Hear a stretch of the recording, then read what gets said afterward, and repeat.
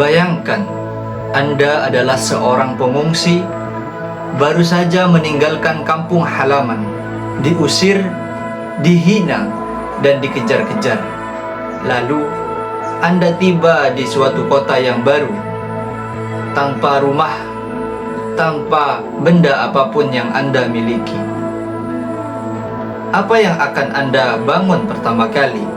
Rumah, toko, tempat berlindung, atau tempat yang lain?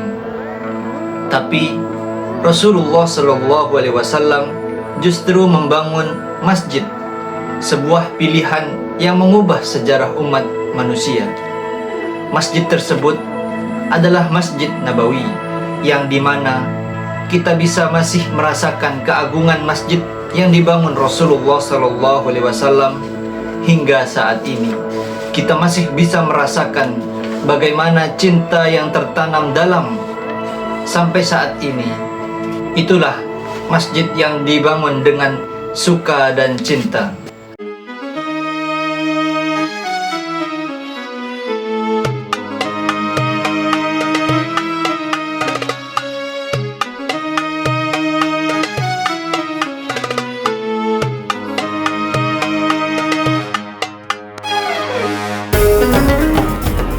Assalamualaikum warahmatullahi wabarakatuh. Selamat datang di channel Mahabbah Entertainment. Bagaimana kabar teman Mahabbah semua? Semoga Allah Subhanahu wa Ta'ala selalu dan senantiasa memberikan hidayah dan kesehatan kepada kita semua. Amin ya rabbal alamin. Dan juga semoga Rasulullah SAW memberikan syafaat kepada kita semua, dan lebih-lebih mendapatkan syafaat di akhirat kelak. Amin ya rabbal alamin. Pada kesempatan kali ini kita akan menelusuri sejarah yang luar biasa. Bagaimana sejarah Masjid Nabawi, bagaimana pendirian dari Masjid Nabawi, salah satu masjid tersuci yang dimiliki oleh umat muslim. Dibangun pertama kalinya oleh Rasulullah SAW. Walaupun Masjid Nabawi bukan masjid yang pertama kali didirikan, masjid pertama yang didirikan Rasulullah yaitu Masjid Quba. Kita akan membahas bagaimana Rasulullah sebagai orang pertama yang membangun Masjid Nabawi.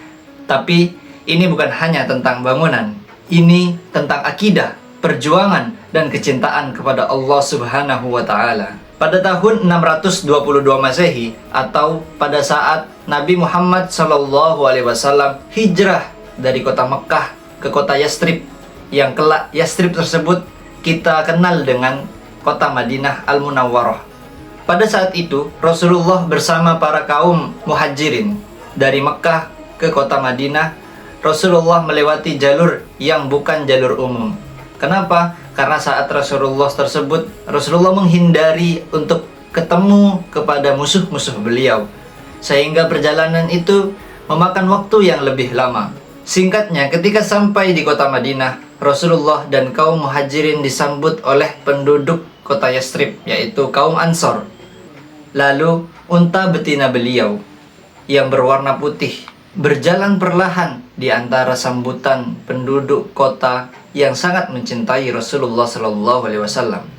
Lalu unta tersebut berhenti, duduk di sebidang tanah kosong, tempat penjemuran kurma milik dua anak yatim dari Bani Najjar, yaitu Suhail dan Nahal.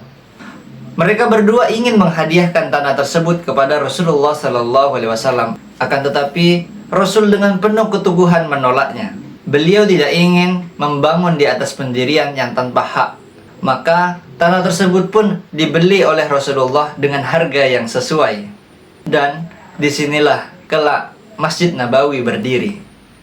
Bersama para sahabat, Rasulullah SAW turun langsung memindahkan batu, meratakan tanah, dan membangun dinding dari bata dan lumpur.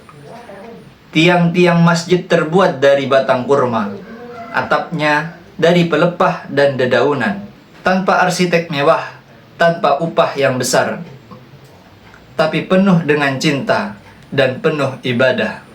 Ukurannya sederhana dan tidak seluruh bagian dari atas masjid tertutup oleh atap.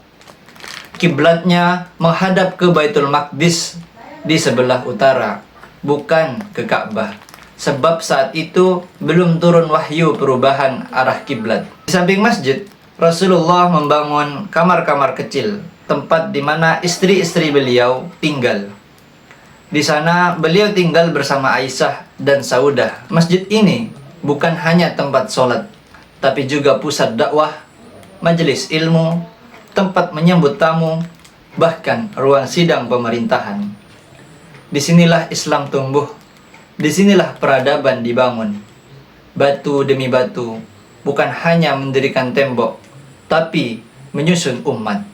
Setahun setelah hijrah, turunlah wahyu. Bismillahirrahmanirrahim.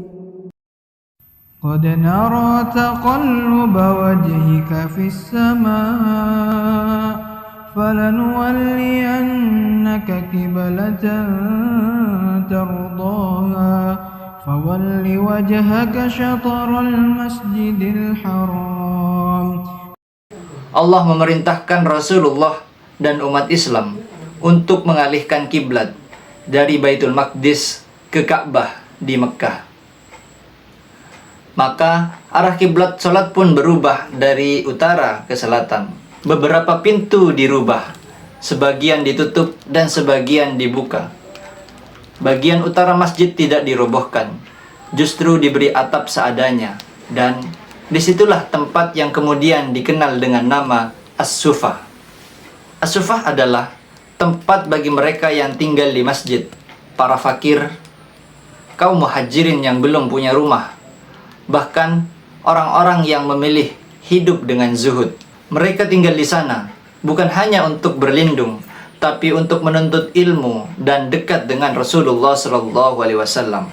Di sana Rasulullah menunjuk Abu Hurairah radhiyallahu an sebagai penanggung jawab dari mereka. Biasanya ketika Rasulullah SAW memanggil Ahlus Sufah, Rasulullah hanya memanggil Abu Hurairah. Beliaulah yang memanggil Ahlus Sufah, sehingga Ahlus Sufah berkumpul untuk menuntut ilmu ataupun hanya untuk makan bersama. Dan tahukah Anda, Abu Hurairah lah yang akhirnya meriwayatkan lebih dari 5.000 hadis ilmu yang kita nikmati hari ini. Jadi bukan hanya kaum fakir yang berada di Ahlus Sufah. Ternyata Abu Hurairah termasuk orang yang berkecukupan, namun beliau memilih hidup dengan zuhud di masjid tersebut agar bisa lebih dekat dengan Rasulullah. Bayangkan ketika Anda hidup saat itu, tinggal di masjid, tidur di lantai tanah, hanya beralaskan tikar, makan seadanya, hanya demi bisa belajar langsung dari Nabi Muhammad SAW. Kira-kira apakah Anda sanggup? Tulis di komentar, aku siap jadi Ahlus Sufah jika kamu ingin jadi pejuang ilmu seperti mereka. Lalu setelah wafatnya Rasulullah SAW, Masjid Nabawi terus diperluas oleh para khalifah Abu Bakar, Umar bin Khattab, Utsman bin Affan, dinasti Umayyah, Abbasiyah, hingga Ottoman. Berbentuk benar-benar seperti masjid, yaitu pada masa Al-Walid bin Abdul Malik. Ya, Al-Walid bin Abdul Malik, dan disinilah ditempatkan makam atau kuburan Nabi yang berada di dalam Masjid Nabawi. Dan pada saat masa Al-Abbasi, pertama kali itulah dibangun tempat wudhu yang berada di tengah-tengah masjid ketika itu. Nah, ini adalah pertama kali dibangun seperti kubah-kubah yang kita lihat nampak itu. Ini adalah dibangun sejak adanya sistem kerajaan di negara Arab Saudi ini. Dan pada masa Utsman, tadinya kan menaranya itu atau kubahnya itu warnanya abu-abu, dirubah menjadi hijau. Awalnya abu-abu semua itu, dirubah menjadi warna hijau. pada masa Sultan Abdul Majid Al-Awwal. الملك عبد العزيز والملك سعود وسعوا المسجد وغيروا الشكل الخارجي بالكامل. بهذا الحجم 300,000 مصلي كان يصلي بالمسجد. Malik Abdul Aziz, dialah Malik Saud. Dialah yang pertama kali memperluas dan membentuk Masjid Nabawi seperti ini. Pertama kali mereka melaksanakan sholat yang berjumlah 300.000 orang. Pertama kali sholat di dalam Masjid Nabawi telah dibangun dan direnovasi dengan sedemikian rupa.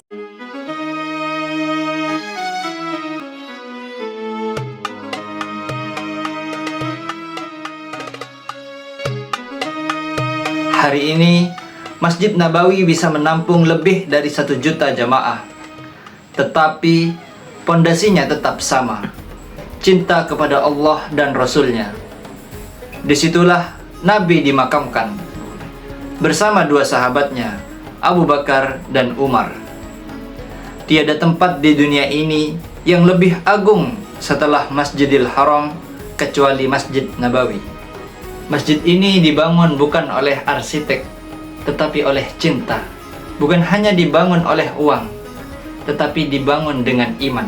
Mari kita berdoa, semoga kita semua bisa sholat di sana suatu hari nanti. Berdiri, bersimpuh, dan bersujud di masjid yang dibangun oleh tangan Rasulullah SAW. Jika kisah ini menggetarkan hatimu, klik like dan share ke teman-temanmu. Dan jangan lupa di subscribe untuk kisah-kisah sejarah Islam lainnya. Kami Mahabbah Entertainment mengucapkan maaf yang sebesar-besarnya apabila ada kisah yang tidak benar. Mari berkomentar untuk saling memberikan ilmu. Wassalamualaikum warahmatullahi wabarakatuh.